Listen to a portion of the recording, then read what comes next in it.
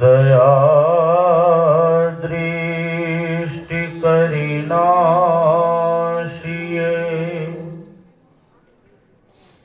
मेरो भूल अरु चूक हरो तीक्ष्ण बुद्धि मोरिना पानी जोड़ी कहूँ सकल भूल नाशक प्रभु सतगुरु परम कृपाल नमो कंज पद युग पकड़ी सुनो प्रभु नजर निहार।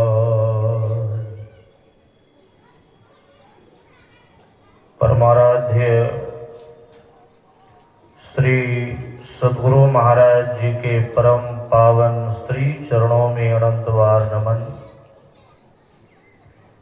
मंचासीन पूज्य बाबा के श्री चरणों में कोटि कोटि नमन।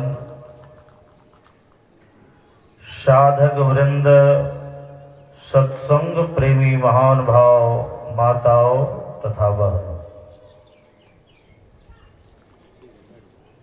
अभी हम लोग मर्यादा पुरुषोत्तम भगवान श्री राम और विभीषण जी के बीच में जो संवाद हुआ है, इस प्रसंग को अभी हम लोग श्रवण कर रहे थे। भक्त और भगवान का जब वार्तालाप होता है, जब प्रसंग सुनाया जाता है, तो उस प्रसंग को सुनने में एक अलग ही आनंद आता है। संत महात्मागण बताते हैं कि संत सब दिन से पूजनीय है। संत का अपमान, भगवान के भक्त का अपमान कभी नहीं करना चाहिए। जो ऐसा करते हैं उनके जीवन में विपत्तियां दखल देने लग जाती हैं। हम लोगों ने सुना कि विभीषण जी भगवान के भक्त हैं। कहा जाता है उचित बात कहने में पीछे नहीं हटना चाहिए। जो चापलूस बनकर के रहते हैं, जो निजी स्वार्थ के लिए चापलूसी करते हैं, ऐसे चापलूस कभी सच्चे मित्र नहीं हो सकते, सच्चे सलाहकार नहीं हो सकते। विभीषण जी ने समय पर उचित बात अपने भ्राता रावण को कहा है, लेकिन जिनका विवेक खत्म हो जाता है उनको उचित बात भी सुनने में अनुचित लगता है।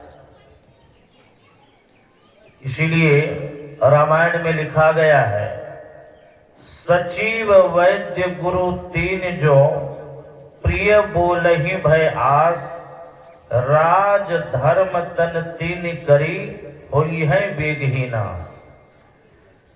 जो मंत्री अपने निजी स्वार्थ के लिए राजा को उचित सलाह नहीं देता है, उसका राज अधिक दिनों तक नहीं चल सकता है। जो वैद्य, जो डॉक्टर अपने निजी स्वार्थ के लिए रोगी को उचित दवाई नहीं देता है, उचित दवाई खाने की सलाह नहीं देता है, ऐसा रोगी जब तक जिंदा है समझिए भगवान की कृपा है।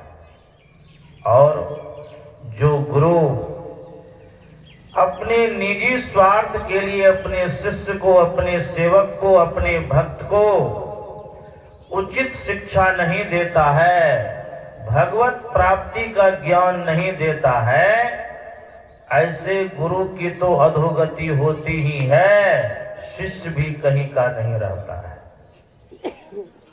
तो विभीषण ने उचित समय पर उचित सलाह दिया, लेकिन रावण ने नहीं माना। यदि रावण उचित बात को मान लेता तो शायद लंका में युद्ध रूपी कांड नहीं होता।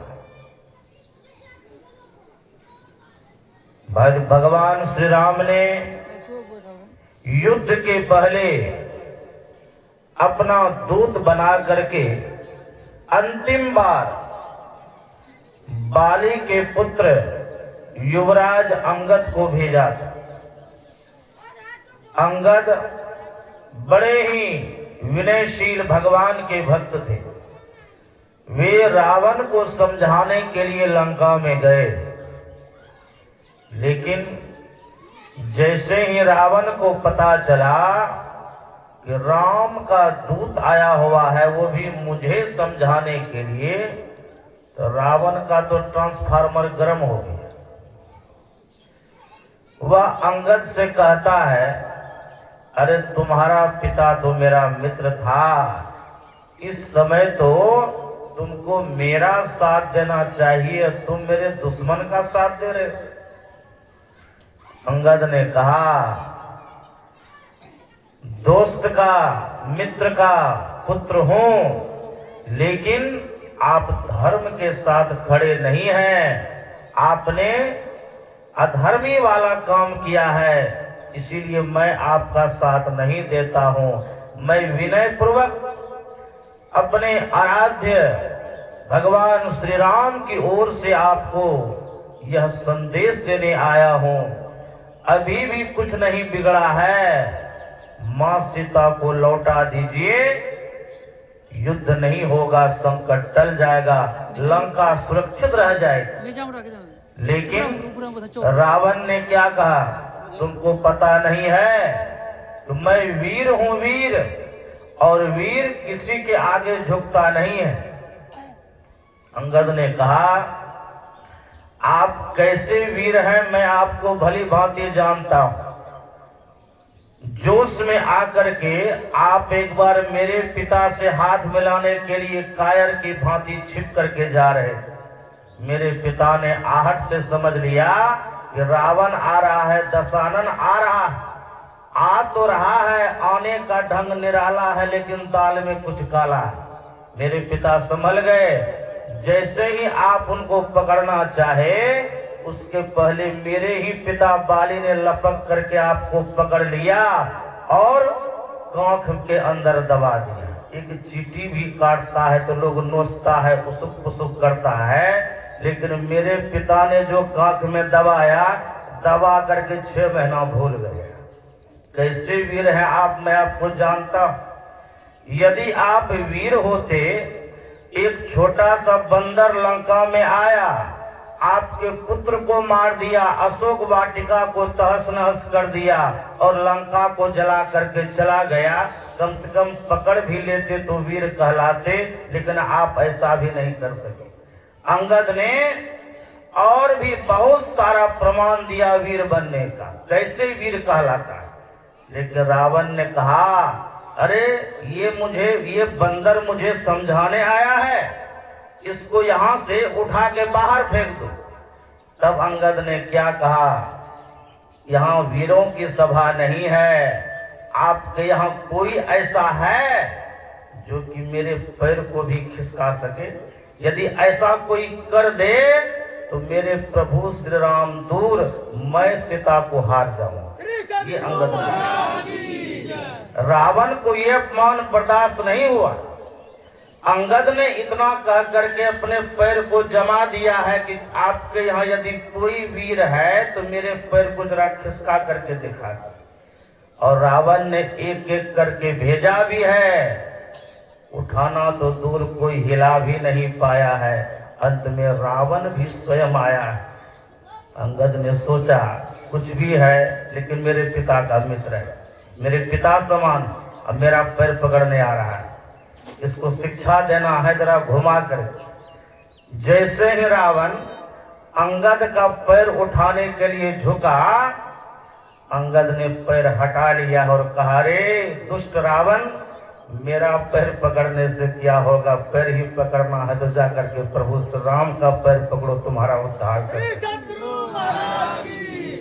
और यह कह करके अंगद चला गया है और अपने उचित सलाहकारों की बात को नहीं मानने के कारण रावण की दुर्गति हो गई। सज्जनों, इस संसार में संत पूजनीय है, भगवंत पूजनीय है। इनका जो आदर नहीं करता है, इनका जो सम्मान नहीं करता है, इनसे जो लोहा लेता है, उसका भूत भविष्य वर्तमान तीनों बिगड़ जाता है। इसलिए हम सबों का परम सौभाग्य है, हम लोग सच्चे गुरु के सानिध्य में आए हुए हैं, कुछ हासिल करने के लिए, कुछ शिक्षा प्राप्त करने के लिए, ज्ञान को श्रवण करने के लिए। और गुरु के चरणों में जो सेवा करते हैं वे भी महान हो जाते हैं। ऐसे हमारे महान विभूति सदगुरु हृदय पूज्य स्वामी श्री ओमानंद जी महाराज, जो महर्षि शाही स्वामी जी महाराज के प्राण प्रिय शिष्य हैं, अंतिम समय तक अपने सुख दुख की परवाह किए बिना इन्होंने सेवा किया है। और सेवा करने वाला जो होता है वही सच्चा भक्त होता है, और वही भक्त भगवान संत महापुरुष के बारे में सही सही बताता है। हम लोग बड़े सौभाग्यशाली हैं जो यहाँ गुरु महाराज के अनुभव ज्ञान को श्रवण करने के लिए आए हुए हैं।